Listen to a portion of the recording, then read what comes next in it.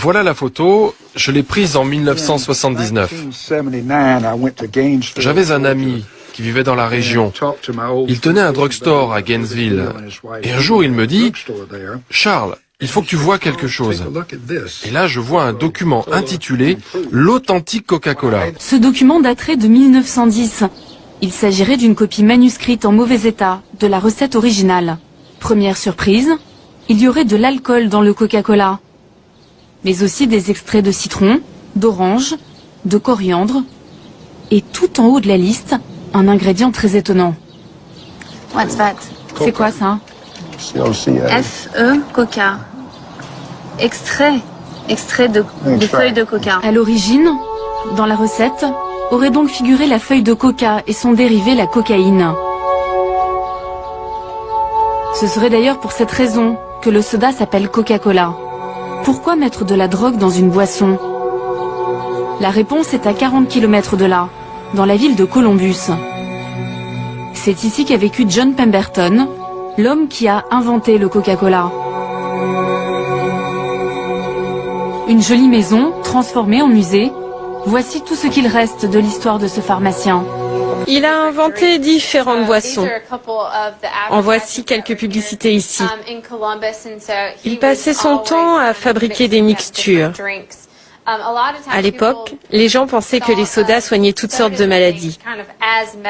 C'est pour ça qu'on trouvait les sodas dans les pharmacies. C'était un peu comme des médicaments. Et à la base, le Coca-Cola, c'était un médicament. Oui, Coca-Cola était un médicament et il contenait de la cocaïne au début. C'était censé vous soigner pour toutes sortes de douleurs, que ce soit à la tête, au ventre, toutes sortes de maladies en fait.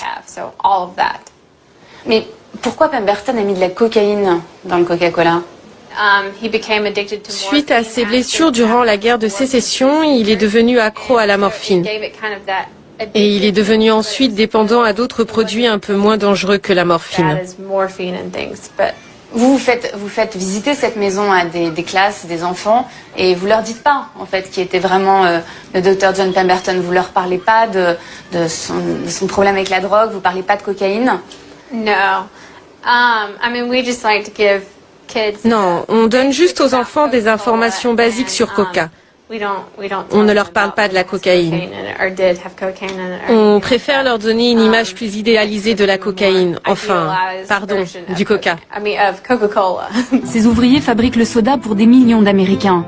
Ils ne connaissent pas la recette, ils mélangent seulement le sirop de cola avec de l'eau, avant de le mettre en bouteille. On reçoit le sirop dans des gros barils.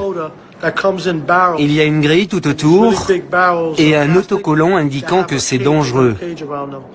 J'ai vu un de ces barils s'ouvrir. Le produit a littéralement bouffé la peinture au sol. Ça l'a enlevé. En fait, c'est de l'acide très puissant.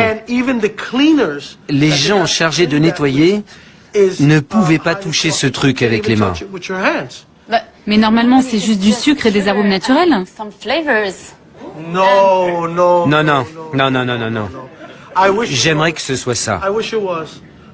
Mais ce n'est pas le cas.